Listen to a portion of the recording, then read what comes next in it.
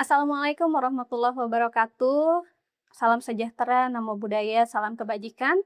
Perkenalkan saya Konita, dosen Prodi PG PAUD UPI Tasikmalaya. Video ini merupakan pernyataan diri dosen pada unsur pengajaran sebagai bagian dari sertifikasi dosen. Pada kesempatan ini, saya akan menyampaikan perkuliahan pada mata kuliah pembelajaran matematika, sains, dan teknologi anak usia dini, khususnya pertemuan ke-7 dengan topik strategi pembelajaran matematika untuk anak usia dini. Mata kuliah pembelajaran matematika, sains, dan teknologi anak usia dini berbobot 5 SKS pada semester 4 dan berada pada kelompok pengembangan keahlian program studi.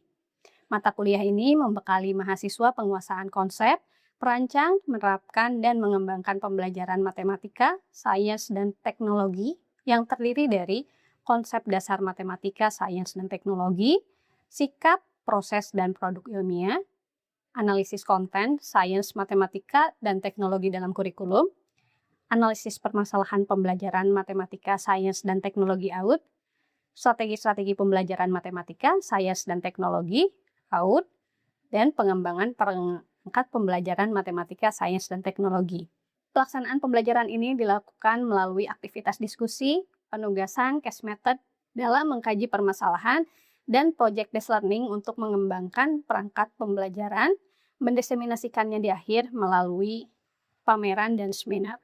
Capaian pembelajaran mata kuliah secara umum mencakup sikap, pengetahuan, dan keterampilan umum serta keterampilan khusus yang diturunkan menjadi beberapa CPMK berikut.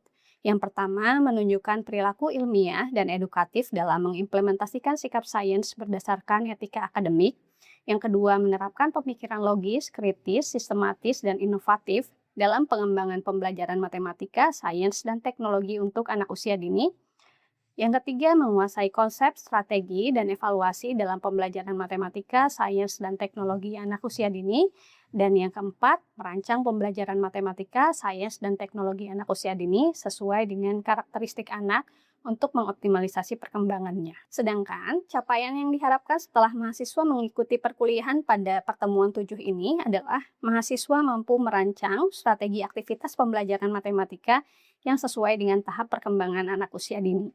Pada video ini, saya akan menyampaikan materi tentang strategi pembelajaran matematika anak usia dini yang mencakup strategi pembelajaran matematika anak usia dini berdasarkan tahapan perkembangan anak, kemudian pemanfaatan media permainan sebagai sarana pengenalan matematika, serta perancangan aktivitas permainan matematika.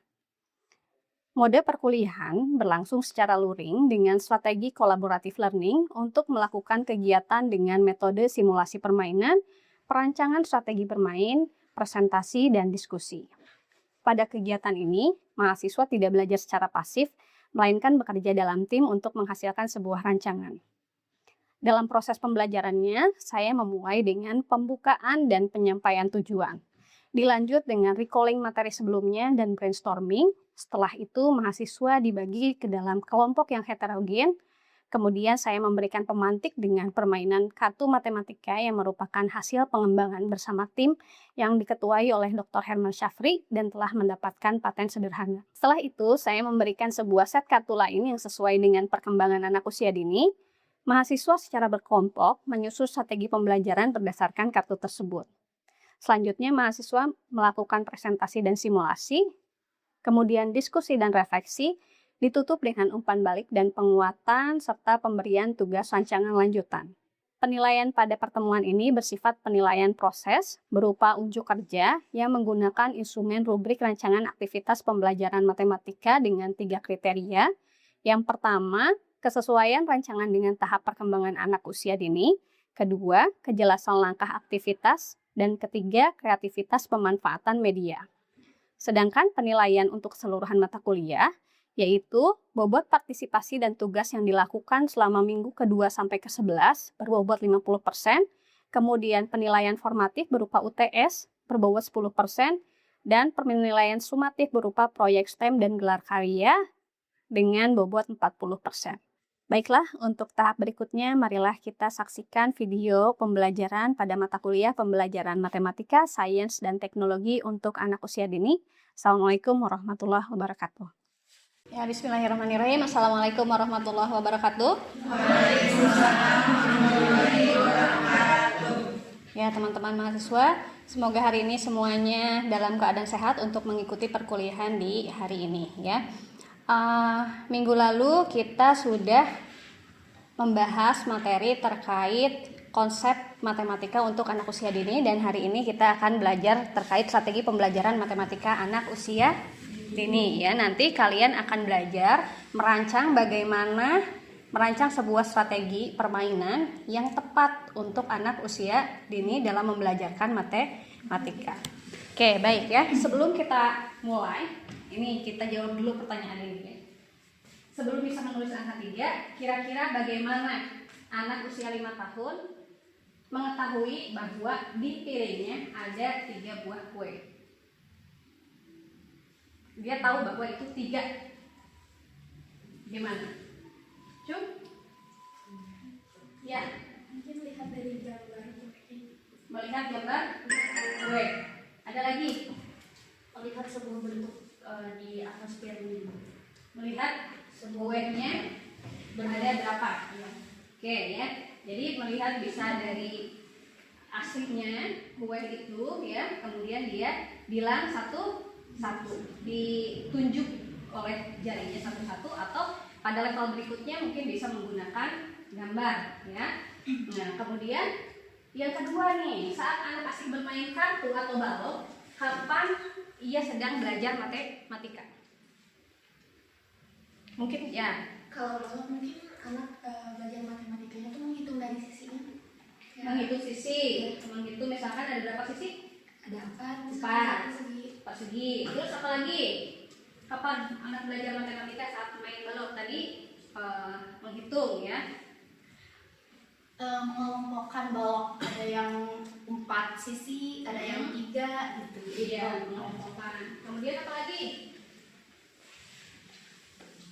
Saat dia melihat bentuk, saat dia melihatnya, saat dia memegang. Yang ketiga, media seperti apa yang membuat kegiatan berhitung terasa seperti bermain, bukan seperti ujian. Nah, waktu kalian sekolah, bagaimana kesan kalian terhadap matematika? Pusing.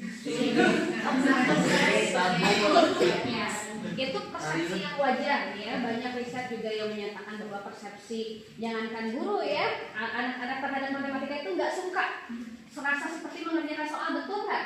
Iya. Ya, sehingga bagaimana kita menanamkan sejak dini bahwa matematika itu tidak semenakutkan itu.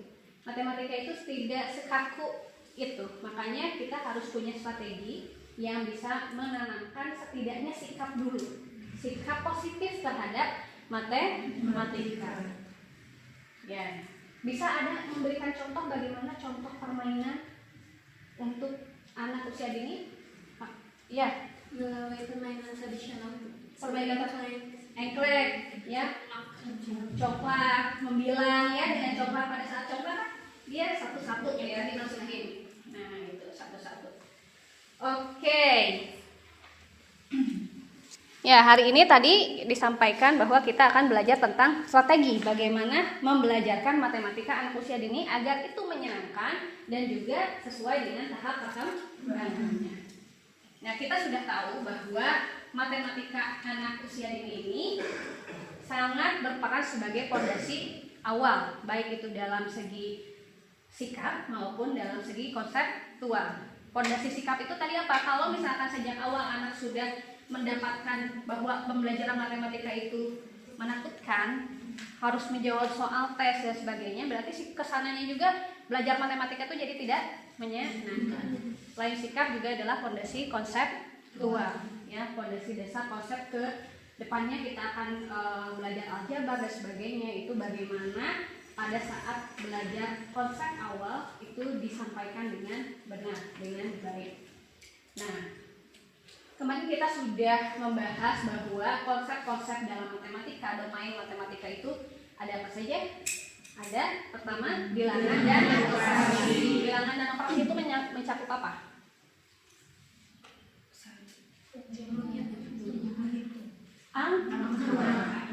Anak tahu dulu kan, teman? Anak tahu dulu urutan 1 sampai 10.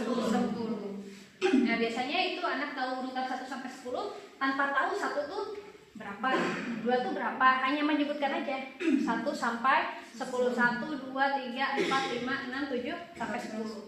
Dan pastikan bahwa anak bisa menyebutkan urutan itu dengan benar, ya, dengan sesuai. Tidak 1, 5, 7. Nah, pastikan dulu itu, ya, dia tahu dulu bilangannya. Ya, belum tahu makna bilangan. Nah, baru nanti anak bisa mengetahui makna bilangan. 1 itu berapa sih? 2 itu berapa? 3 itu berapa? Baru selanjutnya ke simbol bilangan. Oh, 3 yang dia sebutkan dengan 3 objeknya tadi yang apa sih namanya? Kue. Oh, kue itu 3 sesuai dengan bilangan yang sudah dia ketahui dengan jumlahnya, baru nanti dengan simbolnya apa.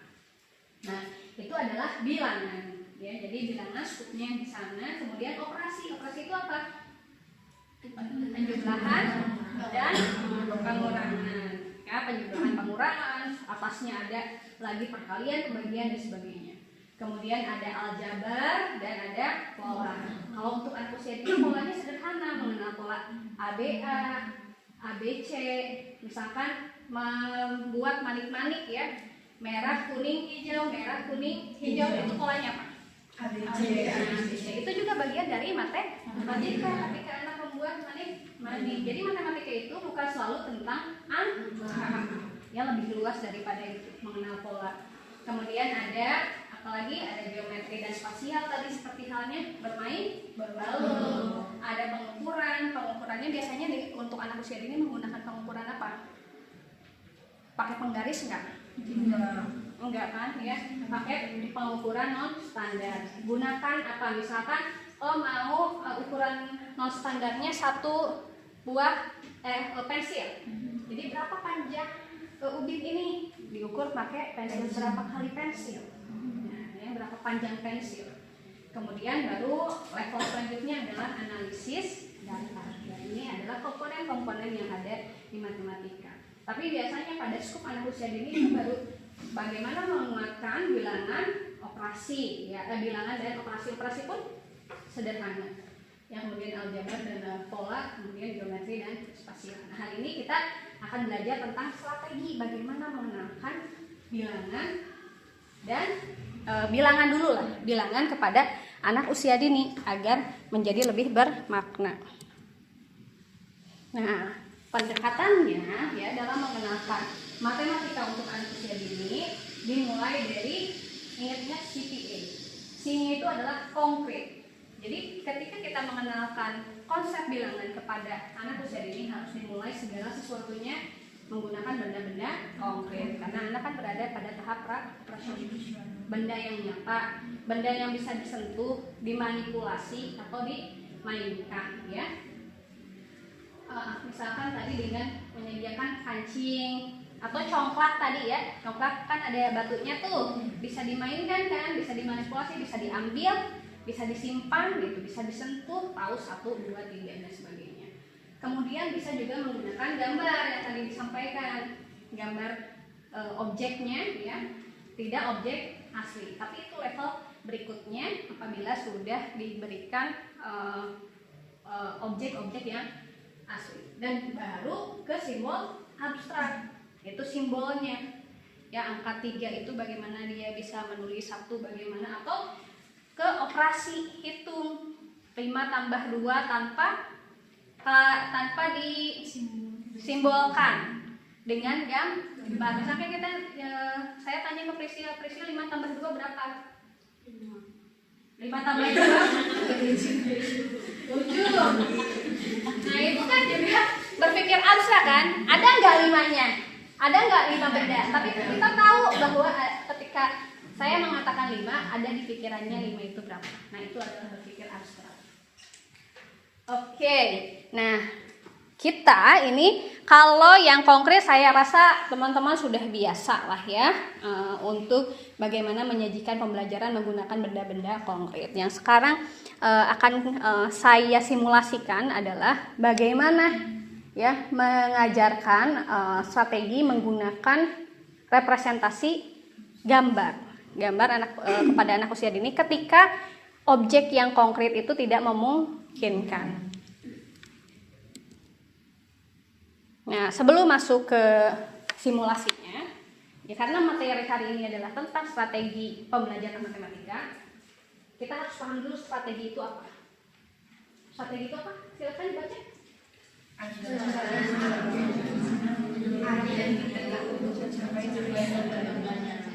Cara, tapi caranya cara yang spesifik untuk mencapai tujuan pembelajaran tertentu. Dalam matematika, dalam mengajarkan bilangan, banyak juga tujuan-tujuan lainnya, bukan hanya sekadar mengenalkan konsep, tapi ingin diiringi dengan mengenalkan konsep sambil anak apa. Maka strategi bisa dirancang sesuai dengan tujuan itu. Bisa jadi satu tujuan pembelajaran yang sama oleh semua mahasiswa di sini disajikan dengan strategi yang berbeda, padahal tujuannya sama. Ya, cara tergantung keputusan apa yang kita ambil dari tiap langkah demi langkah. Langkah per langkah yang kita ambil adalah sebuah rangkaian keputusan dalam rangka mencapai tujuan pembelajaran. Ya, jadi ada di dalamnya strategi itu ada metode juga, biasanya juga ada media pembelajaran. Oke, hari ini saya akan menstimulasikan bagaimana menggunakan strategi pembelajaran dalam matematika. Saya punya kartu segitiga matematika ini yang saya kembangkan bersama tim saya di Matching Fund dan sudah berhasil mendapatkan paten. Ya, sebetulnya ini untuk sekolah dasar, jenjang sekolah dasar, baik itu kelas rendah ataupun kelas tinggi. Tapi teman-teman di PAUD juga tidak masalah karena berkemungkinan untuk mengajar di kelas rendah. Oke ya, tapi ini perlu diingat, ini bukan untuk anak usia dini. Ini adalah simulasi untuk kalian, gitu ya. Ini adalah praktik untuk teman-teman. Silahkan membentuk kelompok. Ya, kita bentuk 4 kelompok dari siapa? Rania 1, 2, 3, 4 dan selanjutnya.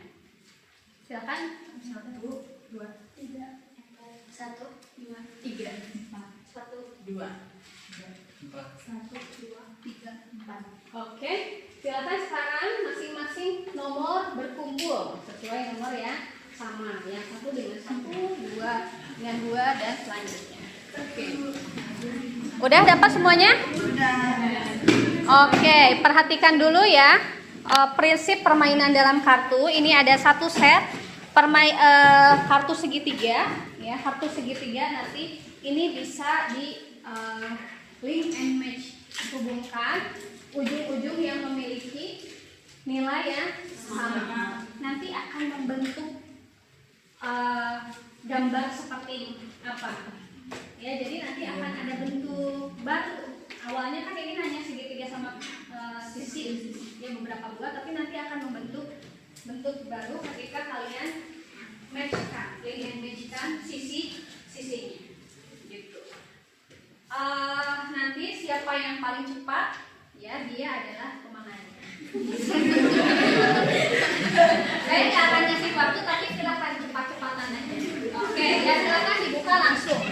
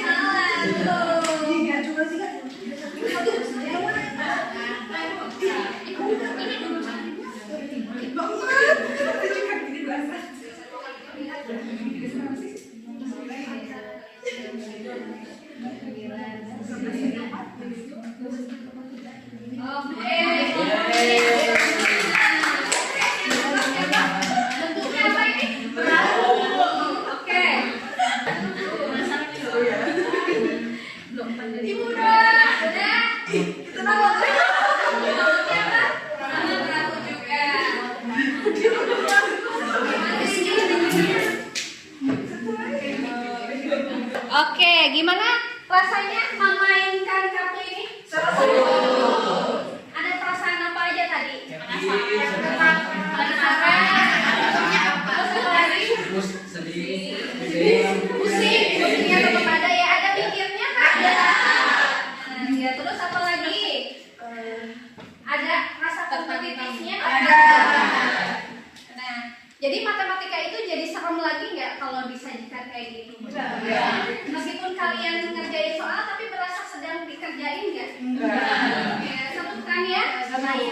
Kaya lagi main.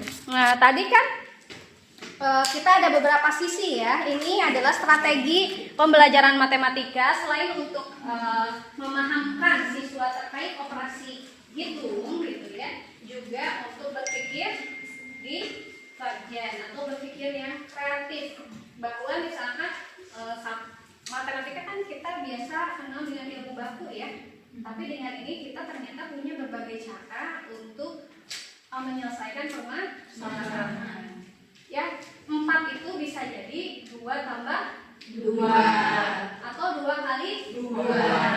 Ya, nah itu juga sama kan, sisi-sisinya berbeda tapi menghasilkan hasil akhir yang sama.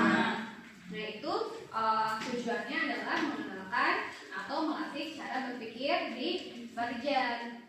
Ya, jadi selain operasinya, konseptualnya juga keterampilan berpikir yang diarahkan dalam permainan ini. Nah, itu adalah strategi atau cara untuk mencapai tujuan tertentu. Caranya, tadi serangkaian keputusan yang saya buat apa aja mulai dari awal langkahnya. Saya membagi kelompoknya gimana? Begitu. Tujuannya adalah apa? Mengetahui urutan angka bilangan. Bisa, terus agar kelompoknya ya, itu adalah keputusan yang saya ambil. Bisa saja saya menyuruh Anda untuk silakan bagi kelompok sendiri masing-masing. Ya, nah itu adalah strategi keputusan yang saya ambil. Kedua, kemudian apa lagi? Tadi disajikan dalam bentuk permainan matematika dan bukan diberi, bisa saja kan diberi durasi waktu atau disuruh berkompetisi, akan beda rasanya. Itu keputusan. Ya, rangkaian keputusan dalam rangka tadi mencapai tujuan pembelajaran itu adalah strategi. Dan cara-cara itu ya, rangkaian pengambilan keputusan itu harus kalian kembangkan dalam mengembangkan pembelajaran di PAUD. Ya. Nah, sekarang ini yang kedua untuk anak usia dini. Saya punya juga satu set kartu ya. Saya akan bagikan ke masing-masing di sini. Ini ada satu set kartu apa? Gambar. Ya, gambar yang merepresentasikan jumlah dari objek. Ada beberapa set ya, ada beberapa set. Kemudian juga di sini ada angkanya atau simbol hurufnya. Nah, ini kan kalian udah biasa ya menemukan media-media kayak gini untuk anak usia dini. Pasangan antara jumlah dengan simbol. Tapi bagaimana kalian menyajikan ini untuk anak usia dini? Satu set ini bisa disajikan berbeda-beda. Silahkan rancang strategi dari awal sampai ke akhir. Ya, enggak. Waktunya 5 menit.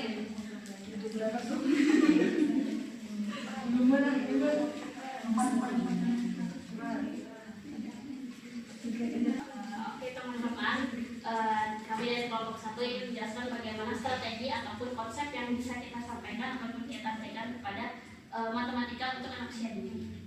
Dan di sini ada objek dan angka. Yang dimana nanti anak itu untuk strategi yang kita buat nantinya anak menyusun gambar dari yang paling sedikit ataupun mereka akan tahu mana gambar yang sedikit dan banyak gitu. Misalkan ini anak akan mengetahui bahwasanya apelnya hanya satu. Berarti kan anak itu tahu bahwa cuma sedikit ataupun cuma satu gitu, nggak ada lagi gitu. Misalkan botol minum cuma satu, nah anak bisa mengetahui botol minum itu cuma ada satu di atas meja dan sedikit. Nanti anak akan mencari angkanya. Kalau ini tersusun, Kalau ini sudah tersusun misalkan, ini kan apelnya satu. Terus ada sisa misalkan 3 gitu. Jadi diurutkan dari yang masih sedikit ya, ke paling besar. Nanti anak juga mengurutkan angka dari yang paling kecil hingga angka yang paling besar. Dicocokkan sesuai dengan gambar dengan angka. Oke, ada pertanyaan dulu? Atau ada yang sama? Nggak ada? Ada pertanyaan? Nggak ada? Kalau nggak ada dari saya. Ini permainannya kelompok atau individu? bisa kelompok. Bisa bisa kelompok atau bisa individu.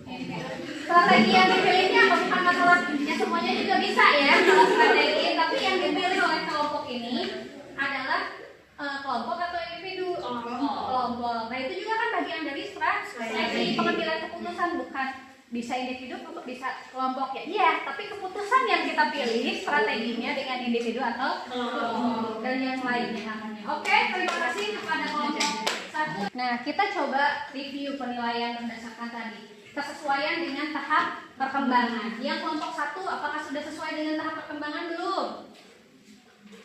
Tadi apa? Agar bisa apa kemampuannya? Mengurutkan dari yang paling banyak hingga paling yang sedikit sampai paling banyak. Sesuai? Sesuai sudah bagus ya, karena mengurutkan dari yang terkecil, terbesar atau sebaliknya itu merupakan salah satu indikator capaian perkembangan manusia ini. Kemudian aturannya gimana tadi cara permainannya? Tadi masih belum jelas ya, ini individu atau kelompok dua ya katanya ya, harusnya kan jelas. Ini bagaimana aturannya? Kemudian nanti kondisi yang menang dan kalahnya tadi gimana? Apakah ada menang dan kalah sehingga memunculkan tantangan untuk anak? Bisa dibuat seperti itu kelompok-kelompok. Jadi kayak apa cepat-cepat. Nah, itu kan tapi tadi belum dijelaskan. Jadi perhatikan juga apa yang membuat anak lebih senang lagi, bukan hanya sekedar tes kayak gitu ya. Jadi dibuat kompetisi gitu. Nanti siapa yang lebih cepat atau siapa yang lebih banyak gitu ya. Nah, kemudian kreativitasnya ya, bagaimana tadi kan kreativitas bisa dilihat kelompok A dengan kelompok B caranya berbeda. Nah, kalau saya ini akan menggunakannya dengan cara yang seperti ini. Saya tutup kayak di game yang ada di handphone itu, yang buka tutup, itu ditutup semuanya. Tapi kalau disesuaikan dengan level, ini kan ada berapa set ya. Nah, misalkan kita buka dulu 4 pasang kartu atau 5 pasang kartu, satu lagi pengecoh. Ya, jadi ada gambar yang ini kan gini, ada gambar yang jumlahnya sama. Ya, misalkan ada yang dua ada yang 50 dengan 5 apel. Ada angka 5. Anak tuh bisa mencocokkan bukan hanya sekedar bilangan dengan simbol bilangan. Tapi ketika dia buka 5, hitung 1, 2, 3, 4, 5, buka lagi buka lagi kartu yang lain, ternyata ada juga representasi gambar yang menunjukkan angka 5, itu bisa match. Jadi bukan hanya dengan angka. Tadi sama-sama berpikir di VMJ bahwa 5 itu tidak harus selalu ditunjukkan dengan angka 5, tapi bisa dengan objek apapun yang jumlahnya tetap sama. Gitu ya, nanti yang paling banyak mengumpulkan yang menang seperti itu. Jadi bisa disajikan dengan yang berbeda-beda. Oke, paham ya? Sekarang bagaimana kalian merancang strategi. Untuk selanjutnya nanti teman-teman bisa merancang lagi strategi pembelajaran matematika yang lebih utuh dengan media yang kalian rancang sendiri. Kalau ini kan medianya sudah saya buat ya, kalian tinggal merancang. Tugas selanjutnya adalah merancang dari awal sampai akhir secara utuh. Oke, baik. Terima kasih. Kalau begitu kita bertemu kembali minggu depan dalam materi perancangan selanjutnya untuk perancangan perangkat pembelajaran yang lanjutan secara utuh. Terima kasih. Assalamualaikum warahmatullahi wabarakatuh. Waalaikumsalam. Ya.